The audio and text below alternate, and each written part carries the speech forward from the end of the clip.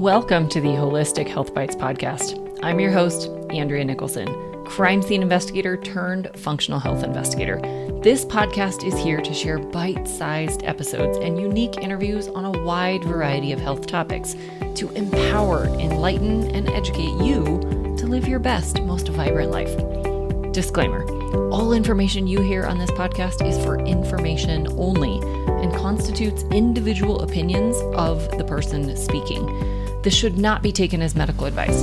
Being a listener of this show does not initiate a practitioner-client relationship between you and the hosts or panelists on this show. Please discuss these topics with your medical professionals before making any changes to your health. Okay, let's dive in. Welcome back to the Holistic Health Bites podcast, where we discuss all things metabolic health. Today, we're talking about the boring stuff, the foundations of health. So many people, practitioners as well, want to get fancy with healthcare, but none of the fancy stuff will work if you haven't mastered the foundations. What are the foundations? Let's break down some of the boring things to focus on. Number one, eating hygiene. Chewing your food thoroughly, eating slowly, sitting down, undistracted, and being in a rest-digest state is critical for optimal health. This could not be more boring, but this one habit alone can change so much. When we don't chew our food properly, we swallow large pieces of food that end up taxing our digestive system. This puts a large quantity of food in your stomach before your body has a chance to prepare stomach acid and digestive enzymes properly. When you don't have adequate stomach acid or digestive enzymes, that food stays more whole and therefore doesn't release the individual nutrients, amino acids, and fatty acids for absorption. When we are rushing or stressed or eat too fast, our bodies can't properly prepare for digestion. This also leads to becoming overstuffed because we don't allow enough time to recognize satiety. Eating can be such a pleasurable part of life. Why would you want to rush it? Why would you want to inhale the food that you hardly even get to taste? Not only do you not get any pleasure out of that food, but you also set yourself up for belching, acid reflux, sleepiness, bloating, constipation, and bacterial overgrowth. This combined can lead to tissue damage, inflammation, chronic infections, ongoing toxicity, leaky gut, and so much more. Not only does poor eating hygiene lead to all of these disease dynamics, but when we eat in a distracted and rushed state, we are likely to eat far more total food and generally lower quality choices, which contributes again to disease dynamics, weight gain, and more stress on the body. So to work on this habit, be more mindful. I know that's another boring topic and has become somewhat of a buzzword. All being mindful means is being aware, paying attention, focusing, acknowledging the importance of this behavior. When you're eating, sit down at the table. Don't look at the TV or electronics. Don't eat when you're arguing or right after a stressful event. Take some deep breaths. Be fully present. Eat slowly. Chew thoroughly. Pay attention to your food, the textures, the smells, the tastes.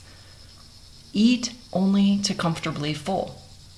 Allow 4 to 5 hours between your meals for digestive processes to fully complete before the next meal. And stop snacking and grazing. Okay? The second boring habit is sleep. Sleep is so difficult for so many people, and it can be the single factor holding them back from achieving their health goals.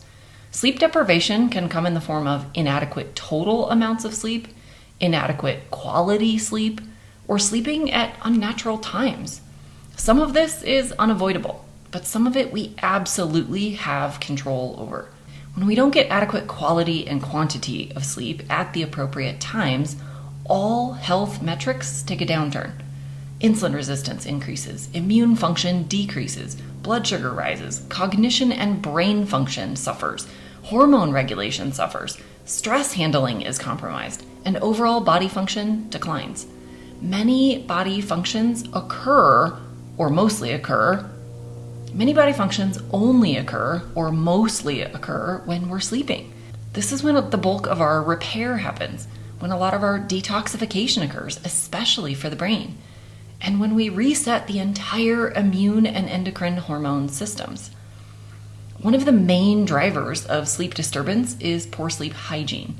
Watching TV late at night, scrolling on our phones and tablets late at night, doing housework or career work late at night, doing any stressful activity late at night, not setting our sleep environment up properly, ingestion of sleep-altering substances like caffeine, THC, alcohol, and others, or eating too late at night, just to name a few. Our sleep environment is critical. We need a dark, cool, quiet, and comfortable space. Even tiny amounts of light, like an alarm clock, charging electronics, night lights, etc., can make a tremendous difference in sleep quality.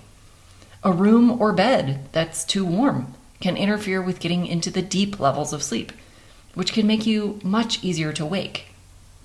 Noises, especially those that occur randomly, can clearly wake you up. So if you have a noisy neighborhood or other random noises, you might consider using earplugs or either a pink or white noise machine to kind of drown those random noises out. If your bed, pillow, bedding, or other aspects of your bedroom are uncomfortable, invest in making changes so that you can be more comfortable. Turn off electronics at least 30 minutes before bed, preferably 1 to 2 hours before bed, to avoid the blue light exposure, which stimulates your brain and turns down your melatonin production. This keeps you from calming down for sleep. If you absolutely can't turn your devices off, then definitely consider blue light blocking glasses. They're not as good as turning off the devices, but they're better than nothing. You can even consider turning down your room lights or switching to red or orange tone lights at night. We also want to stop eating 3 to 4 hours before bed. Digestion of food raises your body temperature, which will contribute to you being too warm to fall asleep or to stay asleep. Plus, you'll have a far greater likelihood of experiencing acid reflux or mouth breathing when you have a full belly when you lay down. Alcohol, caffeine, THC, and other chemicals can interfere with falling or staying asleep. Alcohol and THC are often used for people who struggle to fall asleep, and they may seem like they're beneficial, but they alter sleep patterns and prevent proper cycling through the various stages of sleep needed for different purposes. So before you go to bed, incorporate some stretching, breathing exercises, meditation, or other wind down and relax activities before bed. Try not to do intense exercise, strenuous work, housework, or any stressful activities before bed. Reduce or eliminate mind-altering substances that can interfere with your sleep quality. Lean into things like warm teas, hot baths, magnesium, or other nutrients to support melatonin production and sleep quality. For some, oddly enough, even a quick cold plunge can be relaxing. The third boring habit is sunlight. Contrary to popular belief, sunlight is vital to health and circadian rhythm function. Morning sunlight helps with sleep quality and regulation by resetting the circadian rhythm and promoting melatonin production at night. Sunlight helps produce vitamin D, which is also necessary for bone health, immune function, and overall metabolic health. Sun exposure has been shown to reduce blood pressure by stimulating the release of nitric oxide. Sunlight also stimulates proper immune function and can help reduce bacteria and viruses through UV light exposure. Natural sunlight has been shown in numerous studies to boost mood, reduce seasonal affective disorders, and being outdoors in general is great for reducing stress levels and improving happiness levels, especially if you're in a forest or a park or other natural setting. This is also naturally energy stimulating.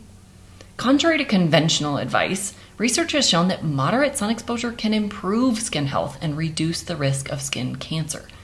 The cancer risk also dramatically reduces when you eliminate vegetable or industrial seed oils from your diet. Not exactly a boring habit, but highly relevant to this point. When it comes to sun exposure, aim to get out first thing in the morning and get at least 10 to 15 minutes of sun exposure on your bare skin without sunglasses or UV protection. You can also get additional exposure in the middle of the day on bare skin for the best vitamin D benefits. The next boring habit is hydration. Water is definitely on the list of boring topics for most people, yet we would die in a very short period of time if we didn't have water. It's not just about avoiding thirst or treating thirst. Water makes up the majority of your body and is vital to thousands of chemical reactions in the body. Water is necessary for regulating body temperature, supporting kidney function and filtration, aiding in digestion, boosting energy, for optimal brain function, for healthy skin, proper joint lubrication, necessary for weight management, elimination of toxins, proper muscle function, for blood pressure regulation, just so many things you need hydration for. Some of the most common health challenges like headaches, joint pain, heart palpitations, stiffness, blood sugar dysregulation, and low energy can be remedied by improving hydration status. Hydration isn't just about water, though. It's also about electrolytes. Now, we've been told for decades that we need to watch our salt intake. But salt is made of vital minerals needed for our cells to use the water. Salt gets blamed for what high sodium intake alone does, which mostly comes from processed foods. High sodium intake without all of the other minerals is the problem. Minerals are required for proper fluid balance throughout the body. It's needed for numerous chemical reactions as well as your muscle contractions, which includes all of your organs that need to be able to contract. Be sure to replenish your electrolytes by using a quality Himalayan or sea salt with your food and water, or add a quality electrolyte product. Now, I don't recommend products like Gatorade or other sports drinks, as they're more artificial ingredients and colors and sweeteners and sugars, and really not all that much in the way of electrolytes. There are some great quality, no sugar added electrolyte products on the market, and you can also just accomplish this with a good quality salt. If you are craving salt, you need salt. This is a pretty strong biological drive. If you get to the point where things are too salty and they're just gross, you've hit your threshold. Only a small portion of the population are truly salt sensitive and will see an increase in blood pressure when increasing salt intake. And I still wonder how many of those people are actually taking the right kinds of salt. Hard to say. The next boring habit is nutrition. We literally are what we eat, digest, and absorb. Nutrients become your muscles, your skin, organs, immune system, and every tissue in your body. When you eat refined, processed, and fake foods, you don't get those proper building blocks needed for proper body function. It can lead to faster cell turnover or lower quality tissues. You wouldn't want to build your house out of hollow plastic blocks, right? You want steel and wood and solid materials. The same is true for your body. If all you do is provide the equivalent of plastic blocks, your body will use that, but it won't hold up well or function properly. To boost quality nutrition, focus on whole, real, natural foods, pasture-raised meats, eggs, wild-caught seafood, whole, fresh, or frozen vegetables, fruits, legumes, nuts, seeds, and dairy. Anything that works great for your body and current health status. I would leave out the breads, crackers, sodas, juices, and all of the refined and processed foods. And the final boring habit for today is exercise or movement. Our bodies were designed to move. This does not mean you need a gym membership or a personal trainer, although you certainly can. Physical work, walking, swimming, working around the property, climbing stairs, lifting heavy things, squatting, lunging, pushing, pulling, sprinting, dancing, all physical activity counts. Now, I'm a big fan of using your muscles daily. This can be weightlifting, body weight workouts, resistance training, anything you're fighting gravity, or just lifting anything heavy. I'm generally less of a fan of endurance activities as they can contribute to the loss of muscle and bone when overdone. These are highly stressful workouts that can lead to loss of good tissue, and we need that good tissue for proper metabolic health. The more muscle you have, the stronger your bones are, and the more metabolically active your body is. Numerous studies have demonstrated the power of muscle for not only living longer, but also the extension of quality of life. So there you have 6 boring foundations of health. Sure, you can get fancy with expensive lab testing, complicated supplement or medical protocols, high-dollar medical procedures, and all of the biohacking gear, but none of these things will work until you master these foundations. Consistency matters. Implement these boring things into your routine just like you brush your teeth every day. That's also a boring habit, but it's a vital habit that few adults struggle to do every day. I'd love to hear from you. What other boring foundational habits would you add to this list? What have you found that has helped you implement some of these things? And what changed for you when you did? If you struggle to implement these routines, like a lot of us do, accountability really helps. I'm considering running a 10-week metabolic reset later this year that will focus on all of these foundations. And I'm planning to offer a 50% discount for the first 5 people to join me. If you're interested in learning more, send me an email and I'll add you to the waitlist. I'll leave my email in the show notes. Until the next, be well and vibrant. Thanks for being a faithful listener to the podcast. Did you get value from listening to this show? I'd love it if you left me a review on this podcast so that others can more easily find this valuable information. Did you know I also work one-on-one with clients and my practice is entirely virtual? I approach solving health challenges like I approached solving crimes, by conducting a thorough investigation into your case. Sadly, hundreds of millions of people in the US have poor metabolic function, insulin resistance, prediabetes, and diabetes, and the vast majority have no idea because their doctors aren't looking in the right places. I'm here to fix that without unnecessary medications. If you struggle with low energy, stubborn weight, hypertension, sleep disturbances, or any other undesired symptom, and you want a natural, lasting approach to correcting the problem rather than masking symptoms, apply to work with me. The link is in the show notes.